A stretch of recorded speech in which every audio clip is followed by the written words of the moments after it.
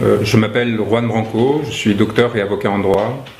J'ai eu l'honneur d'être désigné par M. Sonko afin de le représenter dans le cadre des affaires qui l'opposent au pouvoir actuel. Et j'ai été, comme vous le savez, exposé à une arrestation, détention puis expulsion du Dakar, où je venais représenter le président et peut-être le futur président du Sénégal.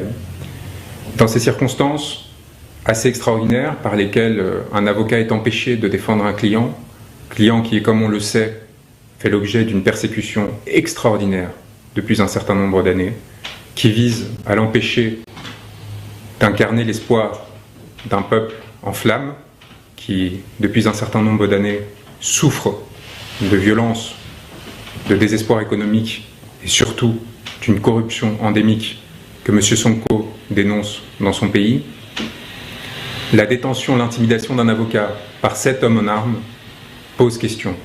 À peine sorti de l'aéroport, avec une véhémence toute particulière qui visait à éviter probablement que des passagers se solidarisent et dénoncent ce qui était en train de se passer, l'on m'a saisi mon passeport, l'on m'a exigé de rendre mes appareils électroniques et de les suivre dans une cellule où il m'a été annoncé que je serais interdit de territoire du fait de ce que je pensais.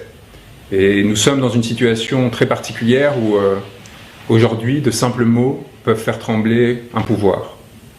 Et cela dit quelque chose de ce géant au pied d'argile qu'est devenu l'autorité politique du Sénégal et des dangers qui touchent l'ensemble des compatriotes sénégalais qui aujourd'hui sont confrontés à la violence qui peut naître de la part de ces géants lorsqu'ils se sentent menacés. Le ministre de l'Intérieur m'a fait l'honneur d'un communiqué de presse par lequel il m'accusait d'avoir fait appel à l'insurrection au Sénégal et d'avoir qualifié son Excellence, Monsieur le Président de la République, je reprends ces termes, de tyran, avec une majuscule. J'avais en effet annoncé ma venue au Sénégal. Il me semblait important de partager avec le peuple, en amont de ma participation à ce procès, que M. Sonko m'avait désigné et me faisait confiance aux côtés de 30 confrères courageux sénégalais qui au quotidien ont à le défendre, qui au quotidien ont à subir les conséquences de leur engagement, y compris de la part d'un bâtonnier qui semble plus pressé de sanctionner les voies divergentes que d'essayer de protéger notre robe, à leur côté évidemment, pour éviter toute manœuvre de la part du pouvoir, et que dans le cas où le pouvoir tentait une manœuvre, comme ils l'ont fait, avec le soutien de l'Élysée, car il est évident que Macky Sall n'a pas agi seul, qu'il est évident que Macky Sall, qui avait reçu 5 jours auparavant une délégation d'Élysée du Quai d'Orsay, n'a fait qu'agir sur ordre à l'égard non seulement de l'avocat de M. Sonko, mais aussi d'un opposant à la politique menée aujourd'hui en France par le président Emmanuel Macron, politique qui effondre notre pays et qui effondre évidemment les intérêts de nos alliés et des peuples avec lesquels on était habitué à travailler. Et l'on se retrouve aujourd'hui dans une situation de panique au sein de l'Élysée, qui craint de perdre sa perle rare, avec la Côte d'Ivoire, le dernier élément qui lui reste d'une influence néocoloniale, délétère, corruptive vis-à-vis des élites politiques à la fois nationales et françaises. Et vous avez un homme, M. Sonko, qui s'érige pour réclamer la fin de la corruption, pour réclamer la fin de ce régime, pour réclamer l'équité et l'équilibre, et qui fait appel pour cela à des avocats qui luttent pour les mêmes causes. Et vous avez un président du Sénégal qui a la lâcheté et une telle crainte de cette alliance qu'il s'oppose à l'arrivée sur le sol de Dakar de cette personne. Et dans le même temps, vous avez un confrère français, auquel il est fait appel comme l'on faisait auparavant des sorciers blancs. Et vous voyez la différence fondamentale entre M. Sonko, qui pour internationaliser sa cause, parce qu'il est privé de déplacement à l'étranger, parce que l'on cherche à éviter par tout moyen qu'il puisse construire une stature internationale, qu'il puisse montrer qu'il est une alternative valable au pouvoir actuel, eh bien on se retrouve dans une situation où celui-ci cherche à construire des alliances en faveur du peuple sénégalais, qui cherche à s'appuyer sur des masses populaires, les masses de gilets jaunes que nous avons défendues, avec lesquelles nous travaillons notamment, qui luttent pour les mêmes objectifs que le peuple sénégalais. Et nous avons en face des vieilles manœuvres. On fait appel donc à une personne qui va venir représenter, cette fois, l'establishment français, l'Élysée probablement, et qui accepte, et c'est là quelque chose qui pour moi touche au déshonneur, accepte de plaider face à une salle vidée de ses avocats, qu'ils soient étrangers comme moi ou nationaux. L'ensemble des avocats de M. Sonko ont été empêchés de plaider sa cause lors du procès du 30 mars dernier.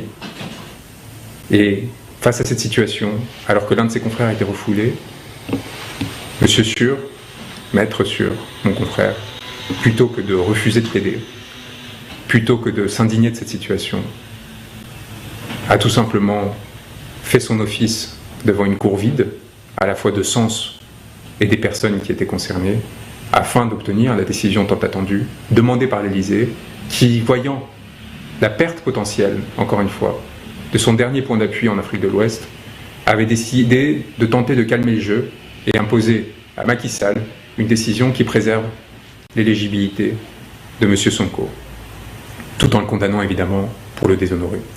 Or, la réalité est très simple. D'une part, M. Sonko est parfaitement innocent. Le rapport qu'il a cité existe. Il a été enterré. Nous avons la preuve au sein du dossier lui-même. On a essayé de l'accuser de faux. C'est un mensonge. Premier point.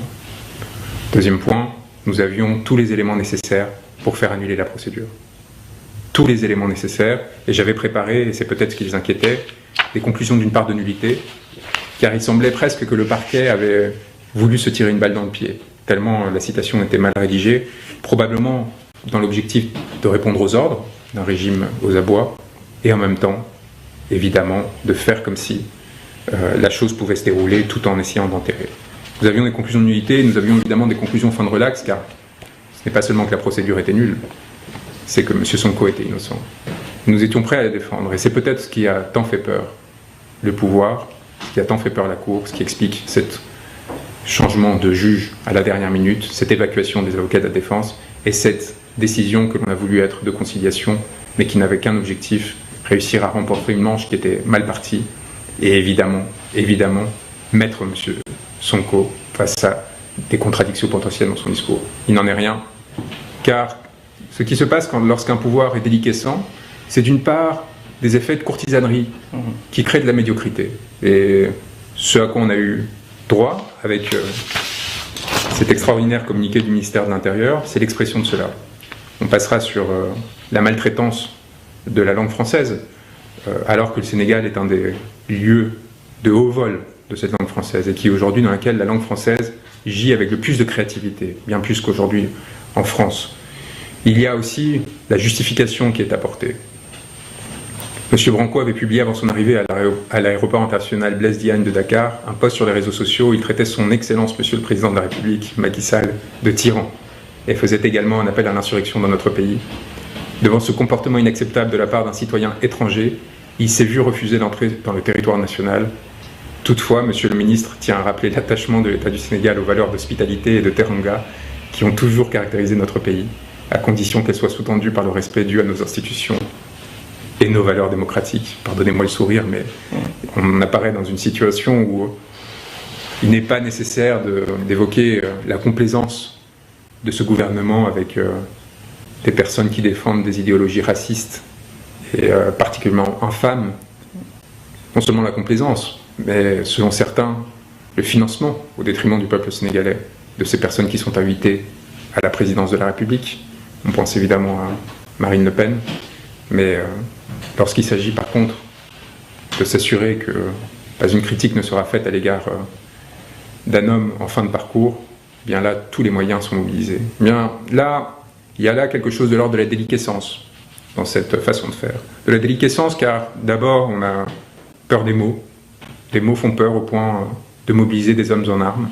Et là, il y a quelque chose qui devrait inquiéter. Et puis, la médiocrité de la justification et de ce texte montre que, visiblement, ce pouvoir n'arrive plus, s'il a un jour réussira à le faire, réussir à attirer des personnes de qualité et de valeur. Et donc, par ricochet, une interrogation qui va au-delà des partisans de M. Sonko, qui va au-delà du PASTEF et qui s'adresse à l'ensemble des Sénégalais. Est-ce que d'une part,